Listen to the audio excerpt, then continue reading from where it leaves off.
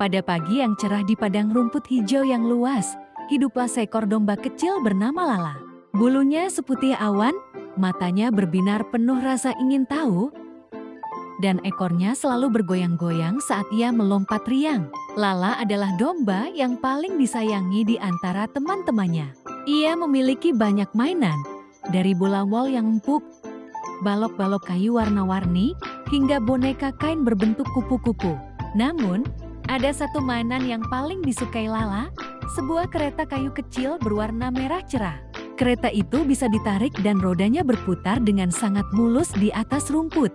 Lala begitu menyayangi kereta merahnya hingga ia tak pernah mau meminjamkannya kepada siapapun.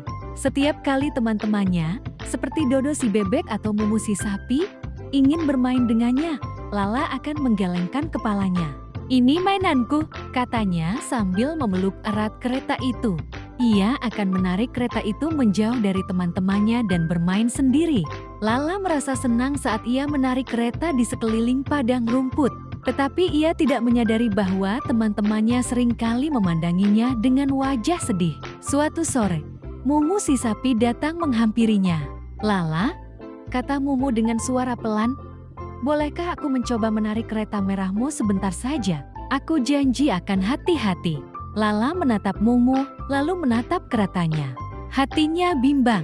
Ia ingin sekali bermain bersama Mumu, tetapi rasa takut kehilangan mainan kesayangannya lebih besar. Akhirnya, ia menggelengkan kepalanya lagi. "Tidak, Mumu, ini hanya untukku." Mumu menunduk, lalu pergi bermain dengan Dodo di dekat sungai. Lala melihat mereka tertawa-tawa sambil melempar batu pipih di air. Ia merasa sedikit kesepian. Ia punya mainan terbaik, tetapi tidak ada yang bisa ia ajak berbagi kegembiraan. Keesokan harinya, Lala sedang bermain dengan keretanya di bawah pohon rindang. Tiba-tiba, ia melihat seekor domba kecil yang baru saja pindah ke padang rumput itu. Namanya Bobo. Bobo duduk sendirian di bawah pohon lain, terlihat malu dan tidak tahu harus berbuat apa. Ia tidak punya mainan. Lala memperhatikan Bobo. Bobo memetik bunga-bunga kecil dan mencoba menyusunnya menjadi kalung. Tetapi kalung itu selalu putus. Lala merasa kasihan. Ia ingat bagaimana rasanya bermain sendirian dan merasa kesepian. Lala perlahan-lahan mendekati Bobo. "Hai," sapanya. Bobo mengangkat kepalanya. Matanya sedikit terkejut. "Hai juga," jawab Bobo pelan. "Aku Lala." "Aku Bobo, kamu mau bermain denganku?" tanya Lala. Bobo mengangguk. Matanya berbinar. "Tentu saja." Lala menarik keretanya mendekat. "Ini, kamu coba tarik keretanya. Aku akan lari di depanmu." Bobo terkejut. Ia tidak menyangka Lala mau meminjamkan mainannya. Dengan hati-hati, Bobo memegang tali kereta merah itu dan mulai menariknya. Kereta itu meluncur mulus dan Bobo tertawa gembira. "Wah, ini menyenangkan sekali, Lala," serunya. Lala melihat Bobo tertawa. Tiba-tiba, hatinya dipenuhi dengan perasaan hangat yang belum pernah ia rasakan sebelumnya.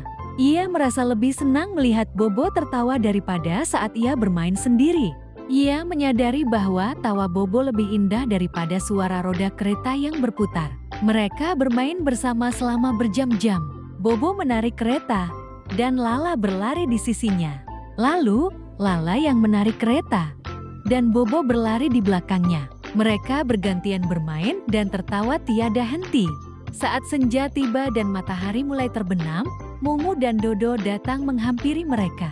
"Boleh kami ikut bermain?" tanya Mumu. Lala tersenyum lebar. "Tentu," jawabnya. Ia tidak lagi ragu-ragu.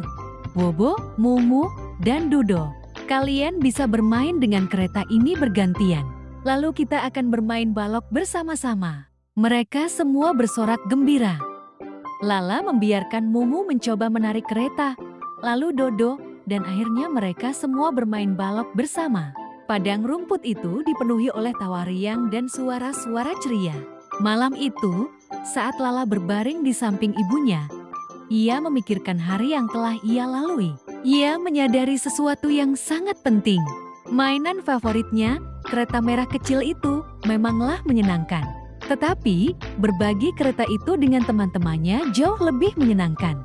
Kegembiraan yang ia rasakan ketika melihat wajah Bobo, Mumu, dan Dodo yang bahagia jauh lebih besar dari kegembiraan bermain sendirian. Ia mengerti bahwa mainan memang penting, tetapi teman dan kebersamaan jauh lebih berharga.